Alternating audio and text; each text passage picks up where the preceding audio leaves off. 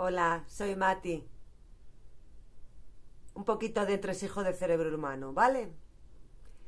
Mientras el Homo sapiens siga enfrentándose a situaciones en las que le sea difícil encontrar un sentido, cuando no encuentra un porqué o cuando la incertidumbre se cierne en el horizonte cognitivo humano, la imagen de un Dios se mantendrá presente en el pensamiento-razonamiento de las personas, hecho que se produce en el interior del cerebro humano.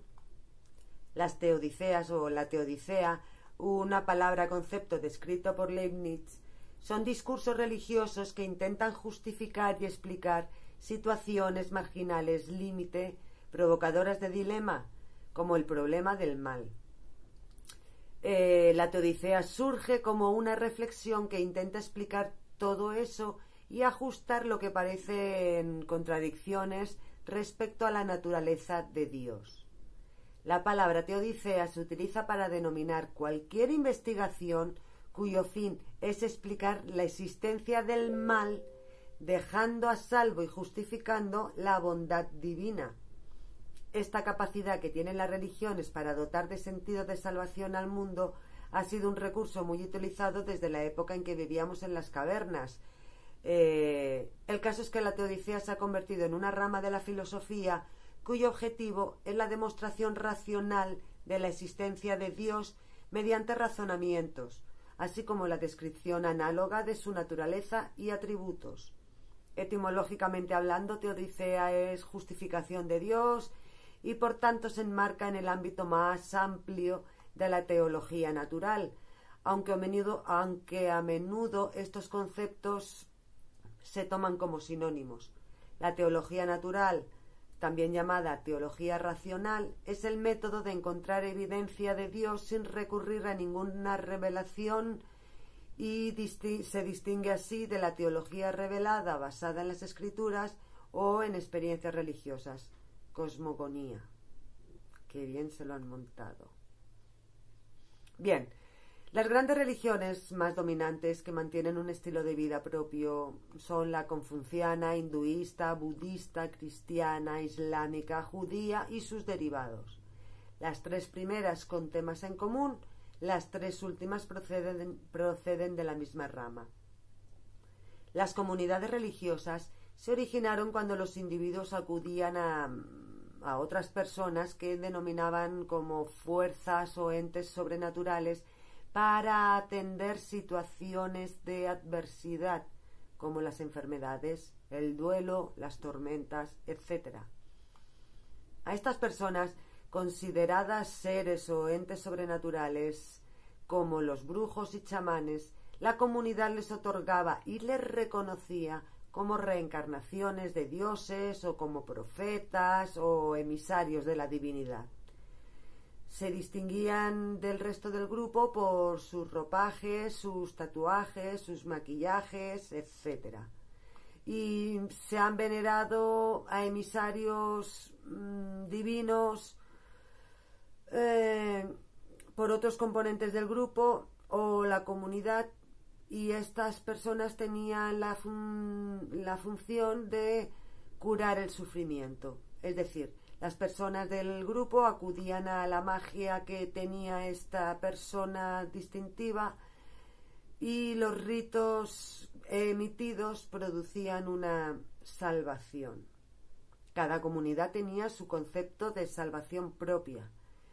Este motor motivacional de esperanza, de salvación, es la oferta religiosa que muestra reducción de incertidumbre ante algo que parece que tiene un final muy, muy incierto o fatal.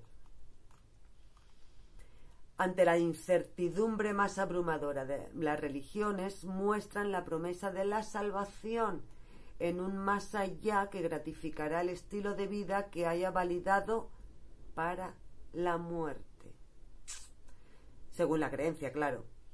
Resurrecciones, salvaciones o redenciones ganadas a base de dogmas de ascetas o de personas más o menos carismáticas que conseguían transmitir la idea de que el fin es conseguir un estado de gracia, cada religión a su manera, que conecta directamente con la divinidad.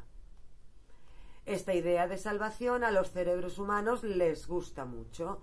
A un cerebro humano le encanta un misterio que le salve. Los misterios son los motores de la curiosidad, algo muy común en el reino animal.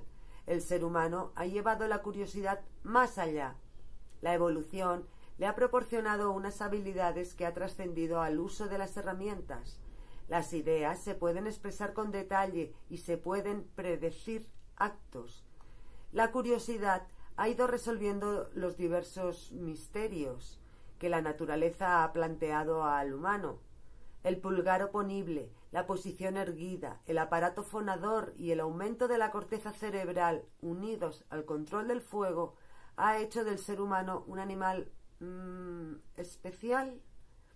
La capacidad de poblar territorios adaptándolos a sus necesidades parece que pone al Homo sapiens en la más alta jerarquía de la depredación entre animales y vegetales.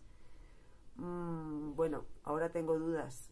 Creo que compite con cucarachas y ratas.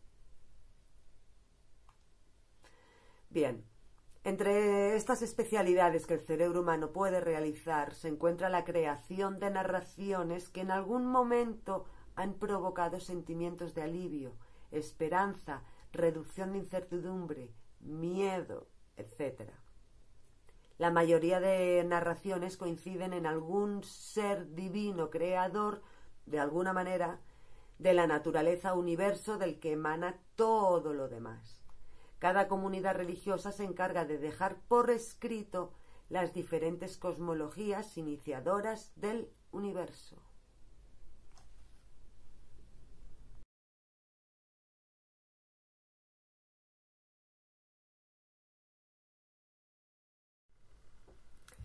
Algo que las religiones han sabido usar muy bien en los diferentes territorios ha sido la tecnología de la lectoescritura. Las religiones poseían una moral que tenían que trascender en el tiempo. La lectoescritura era un aliado infalible. Lo que en un principio se escribía en piedra o en tablillas de arcilla, aliviando así la imperfecta memoria humana, dio paso a nuevos soportes que permitían un acceso más público. Eso sí, el público era muy elitista. No todas las personas tenían permitido este acceso a usar la herramienta de la lectoescritura. Aquellas primeras normas escritas en piedra o en tablillas de arcilla habían sido emitidas por algún dios y escritas por escribas de turno, que podría ser venerado o no, pero sí era una persona, una personalidad muy importante en la comunidad, un rey, un sacerdote, etc. Problemas como el bien, mal, puro, impuro, han dado mucho de sí según diversas exégesis, y millones de toneladas de tinta para que quedara por escrito todo lo referente a cada una de las cosmogonias. En estas cosmogonias, la idea de Dios se ha postulado con unos atributos que se relacionan con el poder, el conocimiento y la voluntad. Estos atributos son considerados por los estudiosos de la teodicea como absolutos y perfectos, ya que el creador del universo es el principio de actividad, tiene una sustancia per se necesaria y suficiente.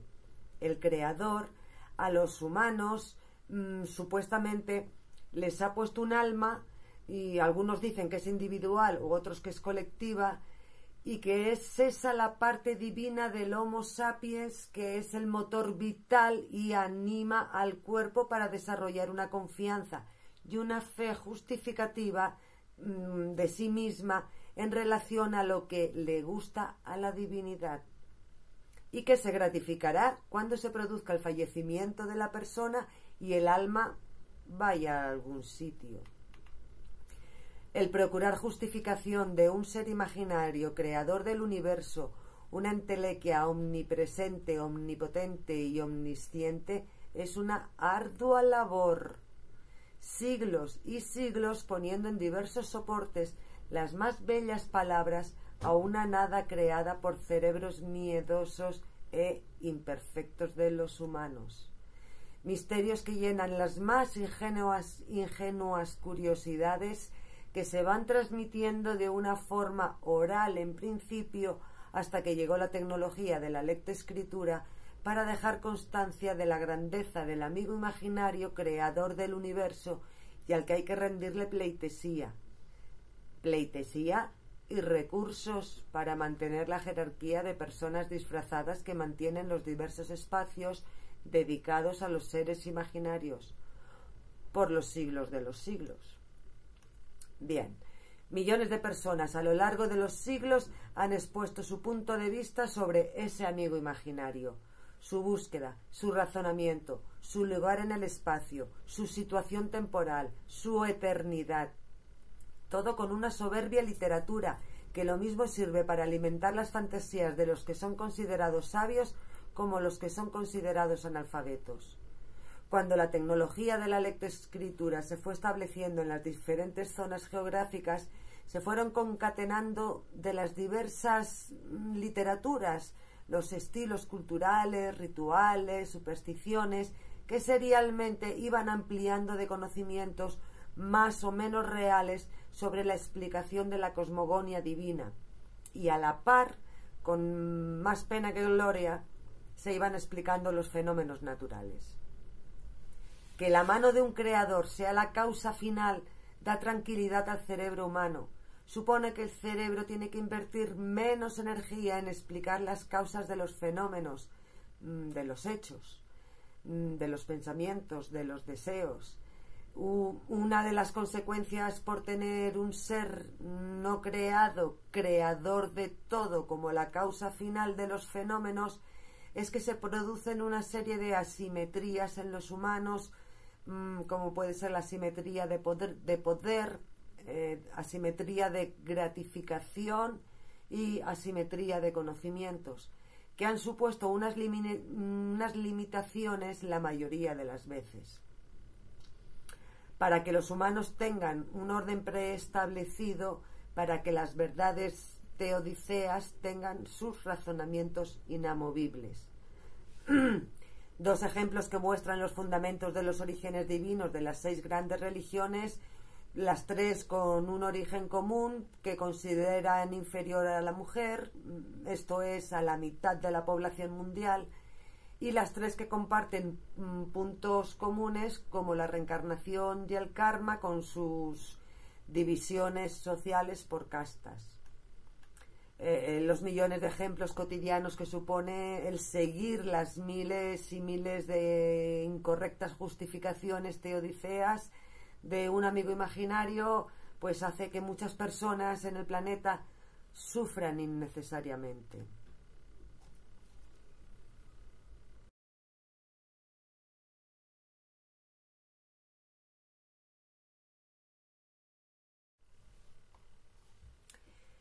El ser humano, como todos los seres vivos, tiene sus mecanismos perceptivos de alerta. Un mecanismo de alerta denominado miedo es la emoción que indica que algo no va bien. Este mecanismo, cuando se activa, se acciona, las respuestas que suele dar es de paralización, lucha o huida. Reacciones automáticas, inconscientes o respondientes.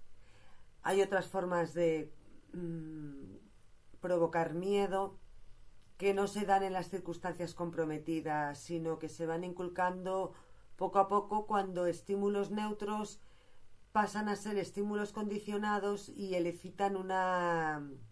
pasan a ser estímulos condicionados por asociación con un estímulo incondicionado y elicitan una conducta respondiente. Tenemos constancia desde la edad de los metales, ya los chamanes iban con sus cosmogonías de la vida y de la muerte, a la par que conocían el devenir de la conducta humana de su comunidad. Proporcionar alivio en momentos de máxima incertidumbre era algo que se ha comprobado que no lo pueden hacer todas las personas, pues la mayoría provoca más incertidumbre aún. Estos chamanes fueron poco a poco intuyendo estos mecanismos de aprendizajes, condicionamientos y recompensas cognitivas que le gustan al humano. Por otra parte, eventos como enterrar a las personas que iban falleciendo se supone que es una evolución respecto a los demás animales. Sabemos que hace unos 40.000 años se enterraban los cadáveres de humanos en fosas comunes. Y desde hace unos 20.000 años sabemos que los ritos funerarios estaban establecidos en casi todas las tribus y clanes que habitaban las distintas zonas geográficas habitadas por humanos. Otro evento del que hay constancia es que hace más o menos 8.000 años la gente bebía vino, esto es, el fermento de la fruta de la vid. En algunas de estas borracheras se producirían estados místicos tanto autoprovocados como provocados a los demás. En fin, que las borracheras aparecieron casi a la par que la lectoescritura. La parte del más allá, es decir, la muerte, en la prehistoria es llevada por los chamanes y que son o eran aquellas personas que ellos mismos u otros les impusieron la tarea de proveer misterios a los asuntos que no tenían información sobre ellos. La enfermedad, la muerte, la vida han sido misterios durante milenios. No se sabía por qué se moría, ni por qué venían las enfermedades o por qué hay estaciones del año. Todo esto ha provocado y provoca situaciones de una máxima incertidumbre, porque son cosas que normalmente comprometen la vida de una forma más o menos grave. Así que el chamán o la chamana encargados de proporcionar consuelo o maldición en los momentos en que la incertidumbre y las inquietudes podrían provocar más prejuicios que beneficios al grupo, aderezado con alguna sustancia neurotóxica como el vino o alguna seta lisérgica, puede que haya impulsado a desarrollar la imaginación. Bueno, ahí están. El caso es que sí tenemos constancia que los supuestos gobernantes de por aquel entonces de esas tribus o clanes se mostraban sumisos al poder divino y místico que los chamanes emanaban. Sea como sea, se instaura un pensamiento mágico en algún devenir que no tenga solución aparentemente humana, se cuentan y se escriben narraciones explicando ese pensamiento mágico, que todavía con el descubrimiento del control del fuego permitió una gran mejora en las condiciones de vida al permitir tener luz durante la noche, calentarse, cocinar los alimentos y ahuyentar a los animales salvajes, y con la llegada de la lectoescritura se plasmó para que las generaciones venideras siguieran los mismos preceptos que se habían inventado quizá milenios anteriores.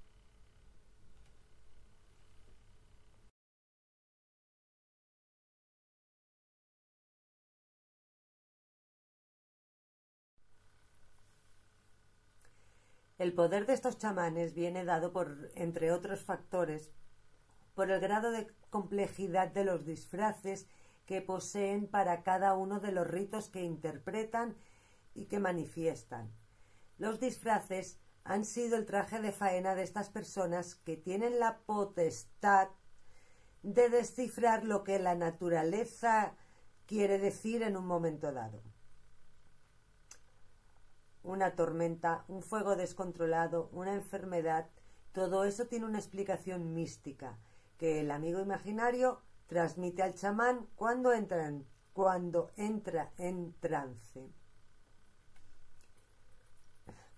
Llenar de simbología las vestimentas, hacerlas distintivas, también es muy humano. Al humano le gusta mucho la simbología, pues son atajos cognitivos que ayudan a aliviar la memoria. Los clanes nómadas apenas poseían nada duradero que guardar, y menos aún nada que llevar en cuenta. Los animales, las raíces y las bayas de las que se alimentaban estaban ahí. Se consumían o no, pero no podían guardarse en graneros, así que ¿para qué guardarlos y registrar el resultado? Fue cuando pasó a la manera sedentaria, es decir, a quedarse en sitios geográficos por mucho tiempo establecido, cuando se vio la necesidad de poner orden y de llevar unas cuentas sobre los asuntos de la vida cotidiana. Y así fueron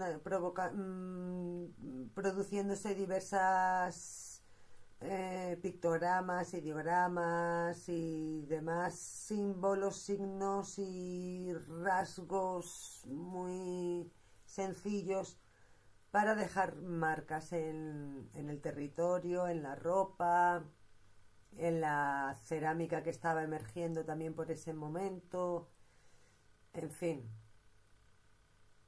que poco a poco el hacer una marca en un sitio determinado y que otra persona identifique esa marca y sepa lo que quiere decir, supuso un avance muy, muy importante. Luego llegaron las grandes civilizaciones y con un chamán ya no había suficiente para toda la población. Poco a poco se fue estableciendo en las capas sociales la figura de una jerarquía más o menos bien definida de personas que se encargaban de los ritos y que decían a qué y quién debían creer y venerar. La tecnología de la lectoescritura supuso que los que se erigían como portadores de las verdades de los asuntos del más allá avanzaran en difundir sus verdades reveladas.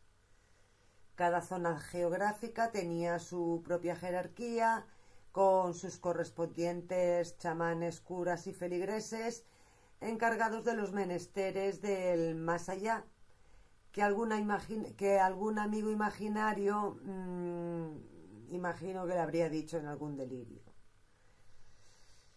Con los consiguientes apoyos de escribas que fueron difundiendo proselitismos del amigo imaginario de turno. De cada zona geográfica tenía sus dioses propios. Y los disfraces de los chamanes también fueron sufriendo transformaciones. Los telares producían telas preciosas, de sedas o linos que engrandecían los momentos en los que los sumos sacerdotes, los chamanes, se comunicaban con el amigo imaginario. Y los tintes indicaban el rango de la jerarquía. Bueno, con el pasar de los siglos se instaló el cristianismo. El cristianismo es la religión que mejor conozco porque es la que estoy inmersa, que empezaron en Israel, lo que es ahora Israel, por ahí empezó Palestina y a partir de ahí traspasó a Europa, a Asia, posteriormente a América y a Oceanía con el devenir de los siglos. El asunto del más allá y qué hay que creer o no creer está en manos de la curia eclesiástica cristiana, los nuevos chamanes. Atrás quedaron los tiempos en los que se tenía que entrar en trance para saber qué iba a pasar en un futuro. Ahora dicen que ya no se disfrazan y se da paso a una ética y una estética de la curia cristiana y gastan toneladas de tinta para convencer y hacer normativas, cosas que a ellos les viene bien, para tener control territorial de una comunidad, para que a base de herejías, blasfemias y anatemas se ponga orden en el cotarro de los fieles, ya que consideran que los fieles necesitan al pastor, al cura o al clérigo que guía a los fieles porque el amigo imaginario se lo ha dicho. El tema es que hay que llenar de simbolismos y disfraces los misterios para que la gente tenga que pensar mucho en esos misterios que no llevan a ningún sitio. Pues la mayoría son producto de delirios pero que a los cerebros le da por ampliarlos, analizarlos, estudiarlos, leerlos, cantarlos, escribirlos, debatirlos, pintarlos, esculpirlos y todas las manifestaciones que el humano pueda hacer. Parece ser que desde la prehistoria se necesita que los gobernantes estén bajo las órdenes de los chamanes. Parece ser que es imprescindible que las cosas del pensamiento mágico se unan al devenir de la vida cotidiana. Pensar que las personas tengan la necesidad de sentir un miedo constante por personajes imaginarios que pueden presentarse o manifestarse dependiendo de la sustancia neurotóxica que se esté manejando para invocar deseos, miedos, culpas y, bueno, ha sido una costumbre que acompaña al Homo sapiens desde, pues como mínimo entre 20 y 15.000 años atrás. Bien. Miles de años después, la versión moderna de los chamanes clérigos cristianos se ha preocupado mucho durante siglos de crear y difundir un derecho canónico en los asuntos cristianos que todos sus fieles tienen que seguir, a pesar de que la inmensa mayoría de fieles desconoce eso. La misión del derecho canónico es la norma canónica de la salvación de las almas y evitar el surgimiento, la propagación, la contaminación y la extensión de la herejía, entendida esta como una enseñanza errónea del depósito de la fe que rompe la comunión y atenta contra la autoridad de la Iglesia. Eso sí lo tienen claro. Nadie puede atentar contra la autoridad de la Iglesia. Ya vemos cómo la religión se preocupa de estar en los menesteres cotidianos como son las leyes en forma de dogma y sacramentos.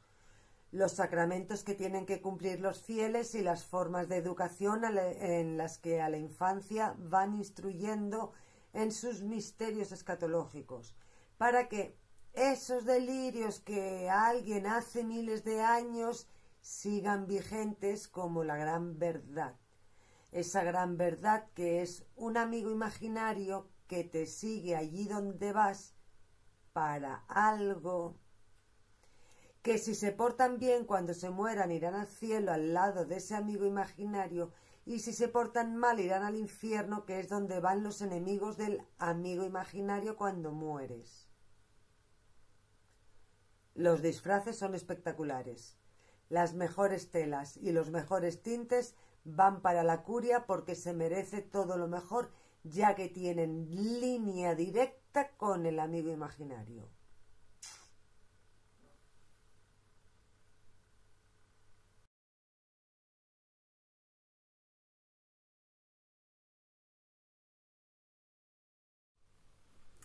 Los dogmas cristianos, la creación, la encarnación, la expiación, la resurrección, los pecados, la Trinidad. Esto es, cada celebración de los dogmas tiene sus propios disfraces. Los llaman vestiduras litúrgicas porque llamarlos disfraces queda feo. Así, un repasito de los dogmas son la creación, que es que no hay que dudar ni un momento que el amigo imaginario llamado Dios hizo la naturaleza tal y como la conocemos. La encarnación, esto es que el amigo imaginario llamado Dios deja embarazada a una mujer a través de una paloma, siendo la progenitora del Hijo de Dios, hecho carne, hecho humano. El expiar los pecados, esto es la confesión, que es el contrato confidencial blindado por excelencia. Y la Trinidad, el misterio de que hay un solo Dios en tres personas distintas que tienen una misma naturaleza o sustancia. Hay más, pero vamos, básicamente son estos. Todo esto tiene que venir controlado y viene controlado por los sacramentos desde el inicio del ciclo vital de la gente que van haciendo. Y dice que son los signos visibles de su Dios, de su amigo imaginario. O sea, todos los que nacen son signos visibles de Dios, encargados del ciclo vital de los feligreses, y están los clérigos, que tienen la titularidad ejercida por la Iglesia en la custodia del depósito de la fe, o sea, creer ciegamente lo que diga el amigo imaginario, sea eso lo que sea, y que se lleva unos 2000 años haciéndose, más o menos. Dejan muy claro con su discurso muy circular, porque ellos dicen lo que dicen, porque ellos lo dicen, que por ejemplo los sacramentos son de la Iglesia en el doble sentido de que existen por ella y para ella. Existen por la Iglesia porque ella es el sacramento de la acción de Cristo, que actúa en ella gracias a la misión del Espíritu Santo, y existen para la Iglesia porque ellos son sacramentos que constituyen la Iglesia. San Agustín, De Civitate Dei 22:17. Santo Tomás de Aquino, Suma Teológica 3Q64A2A3. O sea, San Agustín y Santo Tomás. ¿Para qué queremos más? Fueron los dos que sintetizaron el pensamiento cristiano enfocándolo a la vida cotidiana de los humanos. Porque ya se manifiestan y comunican a los hombres, sobre todo en Eucaristía, el misterio de la comunión del Dios amor, uno en tres personas. Toma ya. Unos artistas a la hora de explicar el pensamiento mágico, metiendo a un amigo imaginario con palabras muy elocuentes, muy bonitas, una bella literatura. Recuerdo que la que llaman iglesia la pagamos entre todos, y vía impuestos y otras formas. También recuerdo que lo que llaman bautismo es quitar un pecado original que traen los neonatos de base, y que cuando se bautizan parece ser que se les quita. En fin. Tienen una cosa que se llama liturgia, que parece ser que su origen significaba servicio público, y para eso quieren que creamos en algo que llamaron la transubstantación, que es una doctrina, un dogma, un misterio de la Iglesia Católica Romana, y que se habló, parece ser, por primera vez en el Cuarto Concilio de Letrán, siendo el Papa Inocencio III en el año 1215, que es el modo como la Iglesia en su cabeza y en su cuerpo místico o miembros puede ponerse en contacto y comunicación con Dios, el amigo imaginario, a través de los gestos, palabras, ritos, acciones, y así poder participar de la maravillosa gracia de Dios, el amigo imaginario. Santificarse y entrar en esa vida íntima de Dios, el amigo imaginario, que a ver, ¿para qué quiero yo entrar en una vida íntima de Dios? Pero bueno, que me parece fantástico que 500 obispos, 900 abades, 71 patriarca, un emperador, varios príncipes y todo su séquito se pasen unos días muy intensos pensando en un pensamiento mágico como la transubstantación, y como para darle forma, pues se acaben yendo a unas cruzadas. Las cosas que trae esto de los misterios. La liturgia es el servicio que el hombre da a Dios, el amigo imaginario, porque él se lo merece. Se inicia con la proclamación de la palabra. Según el tal Jesús, en su último mandato se dirigió no solamente a los sacerdotes y diáconos, sino también a los laicos. Los laicos somos todos aquellos que estamos bautizados, aunque no practiquemos. Y con el mensaje de que también el legítimo derecho de proclamar la palabra de su Dios. Vamos, el proselitismo de toda la vida, esto es empeño o afán con que una persona o una institución trata de convencer y ganar seguidores o partidarios para una causa o una doctrina. Vamos, sin más. Estos hombres disfrazados siguen disfrazándose para que se magnifique la tontería del amigo imaginario que acosa a todas las personas y que manda castigos o premios en función de lo bien o mal que se porten. Eso sí, esos premios o castigos se recibirán tras el fallecimiento, porque su amigo imaginario les ha dicho que de una forma u otra resucitarán de los muertos cuando alguna profecía se cumpla. Estos hombres disfrazados en nombre de un amigo imaginario contemplan cosas como que la provincia de Tucumán, en Argentina, se torture a una niña violada y embarazada de 11 años prolongando su embarazo porque hay familias de bien que quieren adoptar a ese neonato. Proponen a un nascituros por encima de una niña. Estos hombres disfrazados quieren mandar por encima de las mujeres en nombre de un amigo imaginario que les habla en sus borracheras, ya que el vino es la sangre de Cristo, dejando claro que las mujeres somos inferiores y no tienen que cuidar y que nos tienen que cuidar con su tono pastoral. El control de natalidad que quieren ejercer es tan brutal que en Alabama se quiere llevar a la pena de muerte a las mujeres que aborten y cadena perpetua para los médicos que realicen abortos. Eso lo dicen los que defienden la vida. Este tono pastoral indica que para respetar a una mujer se tiene que mantener virgen pese a todo. Si una mujer no es virgen, se merece todo el mal que le pase, aunque sea una niña. Desde el siglo III, la obra de Habitu Virginum, del porte de las vírgenes, del obispo Cipriano, lo dejó muy claro. La cuestión del aborto es un tema de salud de la mujer. Punto, no hay discusión. Estos hombres disfrazados quieren mandar en los hombres para que vayan a manifestaciones bélicas en nombre de su amigo imaginario, para que defiendan fronteras, se amplíen territorios o se establezcan nuevas alianzas. Esas luchas impuestas por amigos imaginarios han sido una lacra de la humanidad, los más abyectos delirios manifestándose sin control y sin ningún tipo de pudor. Esos hombres disfrazados descubrieron hace muchos siglos los mecanismos de acción de las emociones, de los condicionamientos operante e instrumental y el clásico. No han dudado en usar para el control de la población, bajando, subiendo la intensidad de miedo a un amigo imaginario que hay que infundir miedo a través de la palabra para que cada vez sean más las personas que manifiesten este miedo sin control y sin fruto en esta vida, pues los premios se darán después del fallecimiento. Hora es ya de indicar que la espiritualidad no está reñida con el conocimiento.